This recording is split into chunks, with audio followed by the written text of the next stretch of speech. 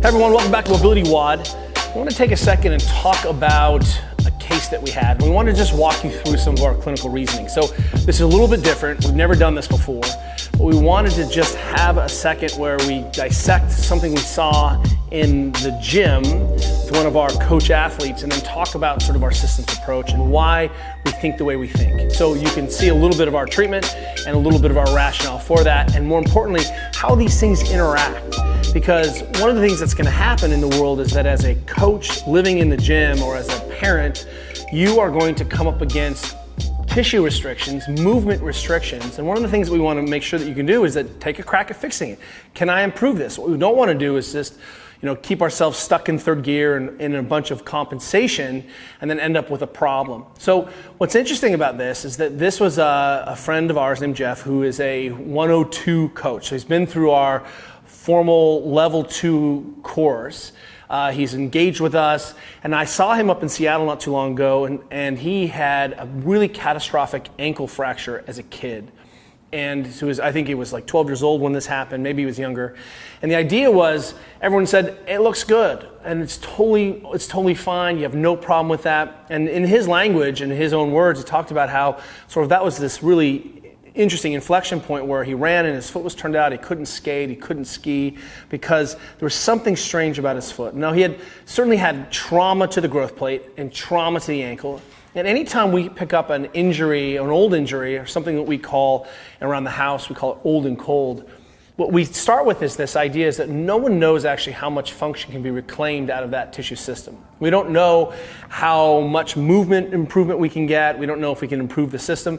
But our hypothesis is that no athlete who we see is working at the top of their capacity or ability. So the fundamentals are, hey, where are places where we can improve this athlete's tissue system to restore his motion? So here's a guy who is very cognizant about moving well. And I moved with him for 3 days. I've seen him squat, I've seen him deadlift, I've seen him jerk, I've seen him run.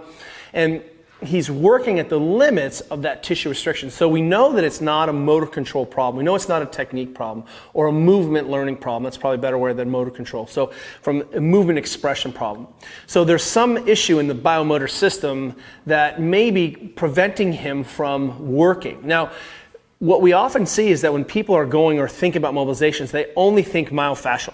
Or they're thinking, hey, this must just be a muscle-related problem. His calves are short. There's something wrong with that, or he doesn't have function.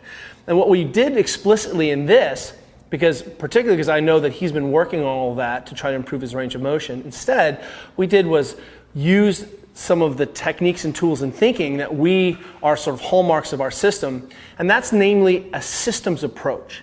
And that one of the things that the first order of business, and we're trying to sort through, it looks like really complex biomotor or movement related problems are, can we improve the way he thinks about his movement, the way he expresses that movement? So that's called technique. That's why we say, hey, this foot in this foot shape and position gives us better shape and outcome. The better ankle function allows us to hit better depths and we don't have to compensate as much, et cetera, et cetera. So this is not a technique problem for him. He certainly is at the limits of expression of his technique, and probably because he injured this ankle, he learned a lot of compensation. So here is a guy in his early 40s with an ankle that isn't quite working the way he wants it to work. So what we did first was just watch him move. So even though I know to myself that I've seen his ankle, I've put my hands on it before, I said, hey, come on in and let's just watch him move. So we just some simple assessments, some passive assessments. Can he dorsiflect his ankle when the leg is bent? No, he couldn't.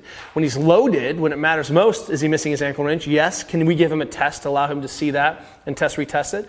And then also, I had him do something where he feels like he's most restricted, and that's squatting. So he has a squat feeling, and that innate feeling of understanding what your position awareness is or how you're moving is called interoception. So can you feel your positions? So I want to give him plenty of ideas to allow him to feel if he's making change or if we've made any change in the tissue system. Can he go back and test and retest? Does it feels better? Okay, it feels easier to move or it's easier to hit the shape. One of the first things we do is say, hey, look, how are the sliding surfaces working in our systems approach? So first do we have motor control there?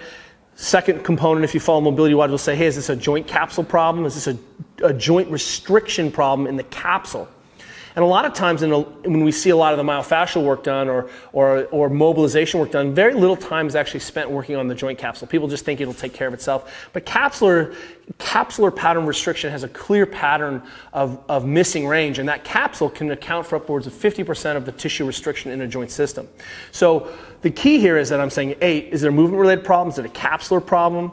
Is it a neuromuscular problem, a motor control muscular issue, what we call muscle dynamic problem? And that we might see as if an athlete, had his calf seems stiff, or he wasn't accessing that range of motion in the calf, or some way the calf interrelated or intra-related to the system around it. And then the last piece is the sliding surfaces. Just do the tissue slide. So a lot of times in the world, people are saying things like, hey, all mobilizations are neuromuscular in nature or neuro in nature. They all affect the brain. And any changes you see are related absolutely to the brain patterning or thinking differently about the limb or the joint, which is unequivocally not true. Anytime you have an outlier in thinking, so someone makes a blanket statement that any mobilization is neurologic based only in change, and you can show someone an outlier, and we can do that outlier all the time, then we can say, hey, that's an incomplete thought, right? And it's not, what we are trying to do absolutely is change how the brain is perceiving the body and expressing that new changes. That's 100% true, but also sometimes things just get sticky or stiff or aren't sliding well. And we use and borrowed the term sliding surfaces from the brilliant anatomist and brilliant teacher Gil Hedley. So if you haven't seen Gil Hedley's work, go ahead and take a look at his work. But sliding surfaces describes how the layers of the body should be dynamics. So if you're talking about how a nerve runs through a nerve tunnel, for example, that's an example of a sliding surface, that the way your tendons are moving in the back and forth. And I just noticed I have a burn on my wrist from baking today. All right, so sliding surfaces. Okay, so the first thing we look at is say, hey, look, does the skin slide over the bones and surfaces of his body? And what we did was all techniques that, again, a person could do themselves or an MWOD coach could teach you to do. They're all common mobilizations. So one of the things that we did explicitly in this is we chose mobilizations that we regularly perform on MobilityWOD and regularly teach everyone to be able to do themselves.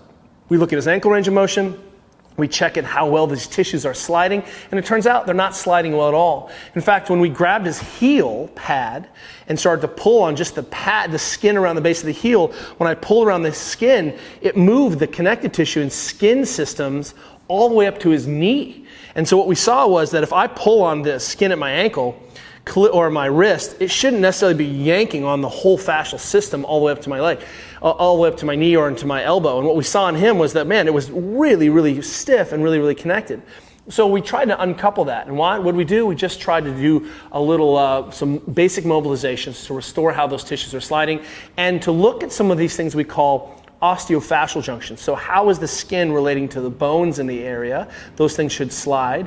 And how is some of those fascial layers related to even things like the tendon around the Achilles? So without stretching him, without loading him, we just made sure that the skin slide, like all your skin should slide. And what we found is that he had some areas that were very tacked down.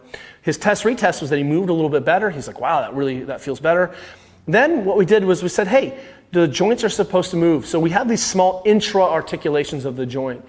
In the physical therapy, in fancy language, we call these passive accessory motions. They're motions of the joints that we try to use and think about with our mobilizations. This is why we use bands to try to improve how the joint is rolling, sliding, gliding.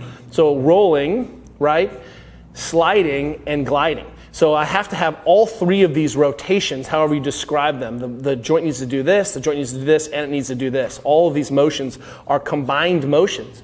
And a lot of times what we see around the ankle is that the distal fibular head, where the outside leg bone comes into the ankle, gets stiff after a sprain. And I think even in the video we talk about how Ida Rolf, the great Rolfer, said, hey, if something's not in the right place, put it in the right place. If something's not moving, get it moving. So remember, it's all about restoring motion so that he can express that motion. That's the only thing we care about. And so we do a mobilization on him, which is one that you can do to yourself that we teach all the time, where we block the ankle and get it moving. We then I think the third thing we did was just do a simple joint capsular mobilization where we're trying to approximate what we do with a band. And those three things never address this muscular system directly. They always indirectly, right? Because I'm giving input to the body to maybe have better expression of the output, right? The brain is a complex feature, and probably the most complex known structure in the complex structure in the known universe. So it is pretty fancy and amazing. But what we didn't do was we didn't stretch him. We didn't do a PNF end range. We didn't mobilize his muscular tissues. We went after some of the issues and things that relate to our tissue level system, which were our systems level thinking. We worked on his sliding surfaces, and we mobilized a couple key pieces of the joint around the ankle to do what? Improve. And what we did was massively change his expression, the biomotor output, the movement expression of those tissues, because he had the software that was running on a really old piece of hardware, and a piece of hardware that had been corrupted from an injury a long time ago. So the key here is that we wanted to show you is that there overlap between how we think about dysfunction as a therapist should translate into the mobilizations that I'm handing out to my athletes to restore their positions after old injury, or they come to us. And then hopefully I'm thinking in a systems approach. And again, hallmark of MobilityWOD is that we've been thinking and talking and lecturing in systems approach for a long time. And that we're really saying that, hey, the first order of business is moving to the limits of your understanding, limits of your capacity. Then we'll just start crossing things off the list. So it's not press and guess. We're saying, hey, is this a sliding surface problem? Well, let's improve the sliding surfaces and test again. Is this a joint capsule problem? Well, I don't know. Let's improve the joint capsule or see if we can improve that.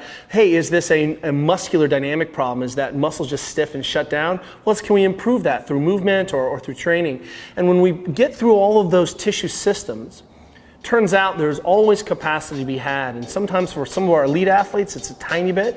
So when we have our elite Olympians come in who have a little tiny problem, maybe it's a little 1% or a 5% here, or this thing's a 7%, and we ultimately are contributing to more efficient biomotor output. But for some of the people that we see, each one of these components contributes a significant amount of dysfunction and limiting range of motion to these positions. So as you're working through here, understand that the same tools that we use in MobilityWOD are the same tools that we're teaching and using in the clinic, with the same assessments and the movement language that make humans good humans. So hopefully this explains a little bit more to you, and we'll have more to come.